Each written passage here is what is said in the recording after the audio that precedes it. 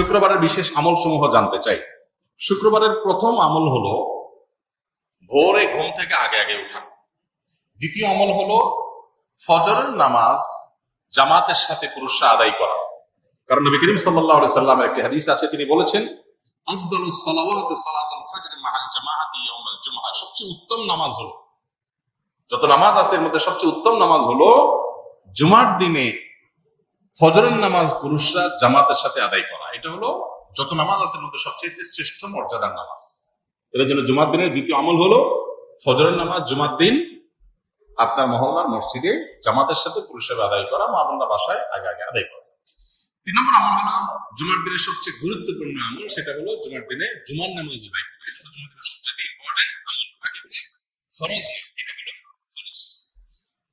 এরপরে আসুন 4 নম্বর আমল হলো যে আমলটা সবচেয়ে বেশি করা উচিত জুমার দিনে, সেটা হলো দুরূদ পাঠ করা। কারণ নবী সাল্লাল্লাহু আলাইহি ওয়াসাল্লাম বলেছেন আকসিরু আলাইয়া মিনাস সালাতি মিন ইয়াউমিল জুমআতি ওয়া লাইলাতিল জুমআহ। তোমরা জুমার রাতে অর্থাৎ বৃহস্পতিবার দিবাগত রাতে এবং জুমার দিনে অর্থাৎ জুমার সারা দিন সূর্য ডোবার আগ পর্যন্ত শুক্রবারে এই পুরো সময় জুড়ে তোমরা বেশি বেশি দুরূদ পাঠ করো আমার প্রতি। তাহলে জুমার দিনের বেশি আমল করতে হবে, যেটা পরিমাণে, সেটা হলো কি দুরূদ প্রেরণ নবী সাল্লাল্লাহু আলাইহি ওয়াসাল্লাম। কয়টা আমল হলো? 4টা।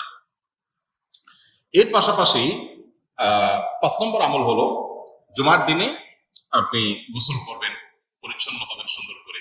এরপর আরেকটা আমল হলো আপনি উত্তম পোশাক পরিধান করবেন। আরেকটা আমল হলো আপনি সুগন্ধি ব্যবহার করবেন। আরেকটা আমল হলো মিসওয়াক করা জুমার দিন, এটা উত্তম।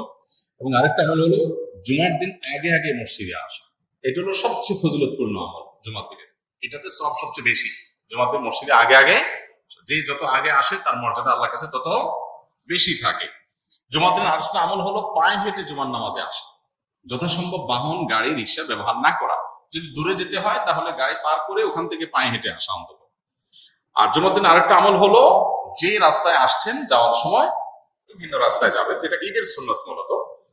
আর আরেকটা আমল হলো সূরা কাহফ তেলাওয়াত করা। জুমার দিন শুক্রবারে যদি কেউ সূরা কাহফ তেলাওয়াত করে, এটা কিয়ামতের দিন তার জন্য নূরের আলোর ভূমিকায় অবতীর্ণ হবে এবং দাজ্জালের ফিতনা থেকে আল্লাহ হেফাজত করবেন যারা সূরা কাহফ তেলাওয়াত করবে। জুমার দিন আরেকটা আমল হলো সূর্য ডোবার আগে দোয়া করা। যে কোনো একটা সময় দোয়া কবুল হয়, তো বেশিরভাগ গবেষকদের মত হলো সেই সময়টা হলো আসরের পর থেকে নিয়ে সূর্য ডোবার আগ পর্যন্ত।